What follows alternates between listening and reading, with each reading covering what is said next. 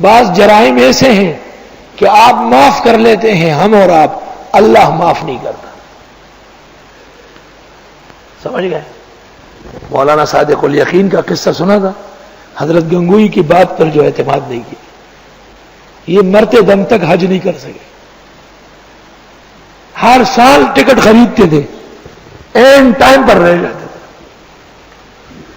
تو سارے علماء سمجھ گئے کہ حضرت گنگوئی کو ستایا ہے، اپنے شیخ کی بات پر بے اعتمادی کی ہے، اللہ گھر نہیں آنے دے رہا ہے اس کو. تو انتظام کیا گیا معاف کرنے کا کہ دارالعلوم دیوبند میں جب سالانہ جلسہ ہو، دستاربندی ہو رہی ہو، حضرت گنگوئی تشریف فرما ہو، تو حضرت شیخ الہند مولانا محمود الحسن ان کے بہت چہیتے تھے. ہاں وہ کسی طریقے سے کہے کہ حضرت مولانا صادق الیقین کو معاف کر دو. جب حضرت گنگوئی کی خدمت میں یہ بات شروع ہوئی تو آپ نے مولانا محمود الحسن سے کہا کہ ان باتوں میں سبب نہ بنو جس میں خدا بندے کو نہیں آنے دے رہا ہے. اللہ نے طے کیا ہے کہ اس نے ایک فقیر کی بے حرمتی کی، بغیر کعبے کے دنیا سے گزرے گا. وہ ایسے ہی بغیر کعبے کے مر گئے. اس کے بعد 25 سال زندہ رہے، حج نہیں کر سکے. اللہ انت مولانا، آپ ہمارے کارساز ہیں. مولا، کارساز. نعم المولا و نعم النصیر. مولا فإن اللہ و مولاہ و جبریل و صالح المومنین. مولا بمعنی آقا کے بھی ہے، مولا بمعنی دوست کے بھی ہے. مولا الولایہ اور مولا الطاقہ، اور مولا ضد بھی استعمال ہوتا ہے، غلام کے لیے بھی آیا ہے. عالم کو مولا کہتے ہیں، مولانا بمعنی دینی رہنما اور رہبر. علی مولا ہے، من کنت مولا فعلی مولا ان کان صحیحا. اکثر المحدثین طعنوا علیہ وانکروا عن صحت هذه الروایہ.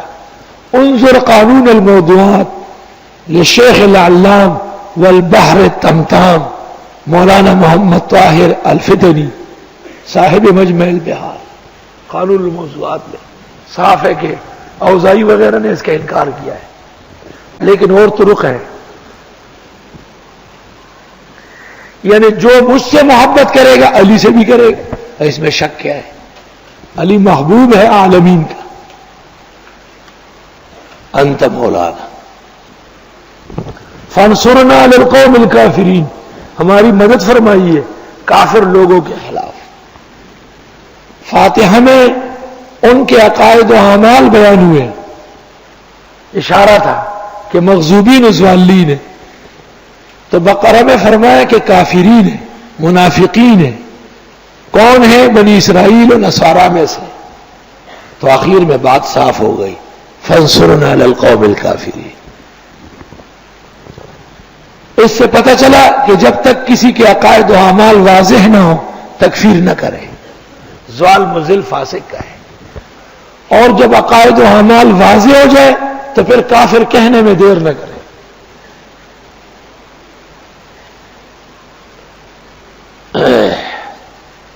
اللہ تعالی کی مدد 3 طریقے سے آتی ہے. اولاً مجاہدین کا اتفاق، ان کے عزائم اور ہمم ارادے مضبوط رہتے ہیں. دوسری دشمن کی تباہی اور ان کا تزلزل. اور تیسری خداوند تعالیٰ کی طرف سے فرشتوں کا نزول. جب تک کسی میدان میں یہ 3 مرحلے نہ آئے ہوں اس وقت تک خدا کی مدد نہیں کہی جائے گی. اول مجاہدین کا آپس میں اتفاق، ثانیاً دشمن کا انحطاط، ثالثاً نزول ملائک. کبھی خدا تعالی کی مدد میں دیر ہوتی ہے حکمت کی وجہ سے، جیسے مکے کے 13 سال میں اللہ نے صحابہ اور پیغمبر کی امداد نہیں کی، یعنی کافر غالب تھے، مسلمان پریشان تھے۔ بخاری میں عبداللہ ابن مسعود کہتے ہیں کننا مستضعفین لا نستطيع ان نصلي في الحرم حتى اسلم عمر، ہم بہت کمزور تھے، حرم میں نماز نہیں پڑھ سکتے تھے، اتنے کمزور۔ اس کے لیے ماحول پیدا ہوا، مکے سے مدینہ جانا ہوا، وہاں تازہ دم دستے ملے، مہاجرین پہلے سے زیادہ بہادر ہوئے اور پھر انہی کی پٹائی لگائی کس کے۔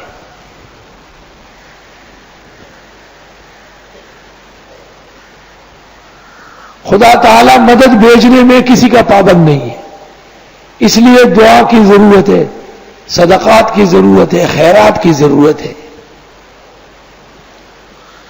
سورۃ بقرہ جو اللہ کی کتاب کی صداقت سے شروع ہو گئی تھی اور کافرین پر فتح نصرت کی دعا پہ ختم ہوئی، اشارہ ہے کہ یہ صادق کتاب اس لیے نازل ہوئی کہ اللہ اسلام کو غلبہ عطا فرمائے، تو کتاب کا اجرا اور نفاذ فرض ہے۔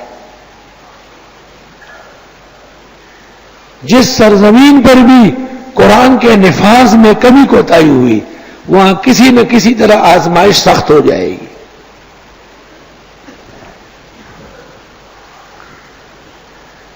سورت کے آخر سے پتہ چلا کہ اصل دشمن مسلمانوں کے کافر ہے، تو اسلامی بلاک کا فریضہ ہے کہ وہ کافر سے لڑے اور کافر کے ہتھ کنڈوں سے، حسین کے اور زہر سے پرہیز کرے۔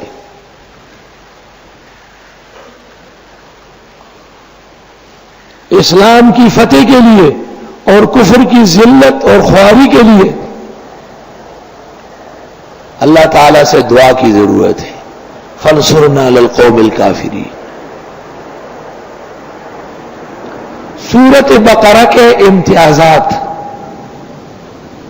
یہ سورت ممتاز تھی کہ اس کی شروع قرآن کریم کی صداقت سے تھی، اور یہ سورت ممتاز تھی کہ اس میں مومنین کے اوصاف خمسہ بیان ہوئے، کافرین و منافقین کی نشانیاں 10 2 مثالیں بیان ہوئی ہیں۔ سورت ممتاز تھی کہ اس میں دعوی سورت 4 مرتبہ دہرایا گیا۔ سورت ممتاز تھی کہ اس میں عقلی نقلی وحی دلائل موجود تھی۔ سورت ممتاز تھی کہ اس میں خطابات عامہ و خاصہ بنی اسرائیل کے ساتھ واقع ہوئی۔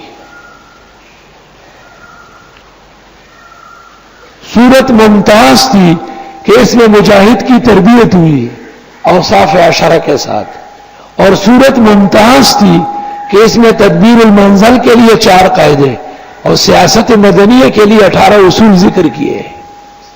سورت ممتاز تھی کہ اس میں انفاق کے لیے ایک جماعت اور اس جماعت کے آداب پر زور دیا گیا ہے۔ سورت ممتاز تھی کہ رسالت پر واردہ شبہات کا جواب دیا گیا ہے۔